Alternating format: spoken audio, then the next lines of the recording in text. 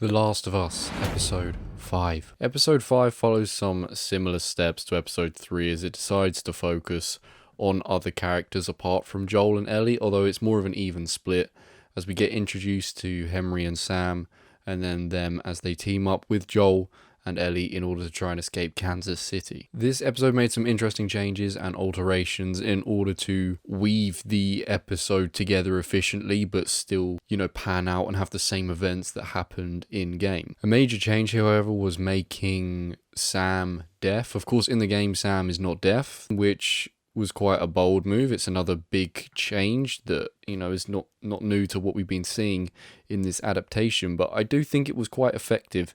I don't think it hindered anything about the storyline with Henry and Sam, and I think it made for a very interesting and frankly adorable dynamic between Sam and Ellie in particular, and it just had some moments that really made me just smile from the heart. I thought there were some really just cute and adorable moments, and that's really big time down to Sam. And yeah, the characters of Henry and Sam were just really great additions in this episode. Obviously, I say additions, it's not like they weren't in the game, but they were just really nice to have in this episode, and it is a shame that we couldn't have them for longer. In the game, of course, you're with them for quite a while. You're with them for like a good few hours, but obviously for TV and what they've done for most of the show, you've got to condense that. But I do think they condensed this storyline in quite an efficient way. To lay out the differences, in game, you escape the city, you jump off the bridge, you get swept away to a beach, you go through sewers, you make it to the suburbs, you fight off infected, and then you make it to safety. The episode condensed it cleverly here by having their escape from the city take place in like underground tunnels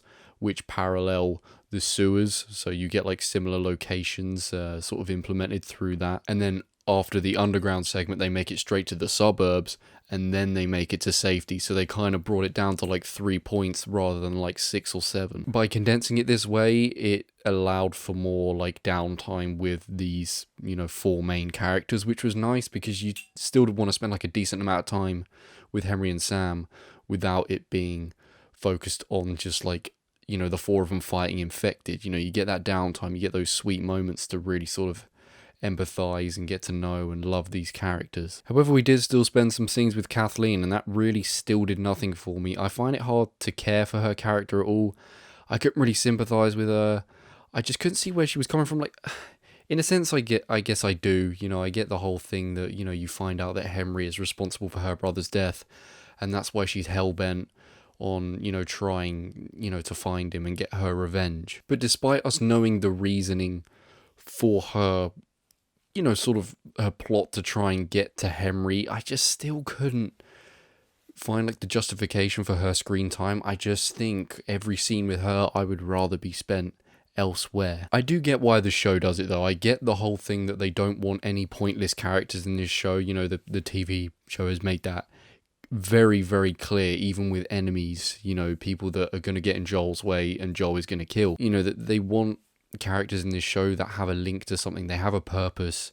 They link to someone or something. So it's all, you understand why everyone is surviving in this harsh world and what they're all fighting for, whether you agree with it or not.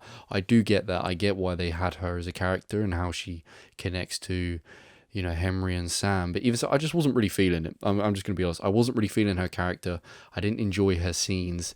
And as I said, I always felt the scenes would be better spent elsewhere. The first 2/3 of this episode were kind of a bit of a slower burn as you spend time with Henry and Sam and Joel and Ellie, sort of seeing them sort of weave through the city and escape, and it's just about sort of getting to spend time with them.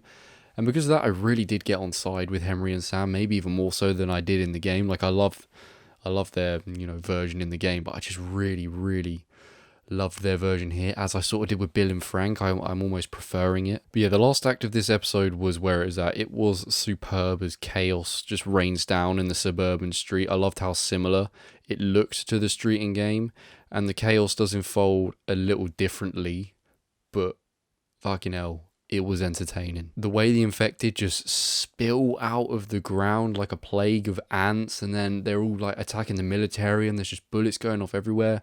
You got Joel trying to snipe from the house on the top floor, and then a bloater just rocks up and just makes everything 10 times worse. it was so entertaining. The bloater looked really badass. I really liked that it did its trademark kill where it just grabs someone's head and just pulls it off. Like, you know, if you get killed in game, that's how it pans out. That was really good. The clickers look really freaky. Like, the infected in general just looks so scary.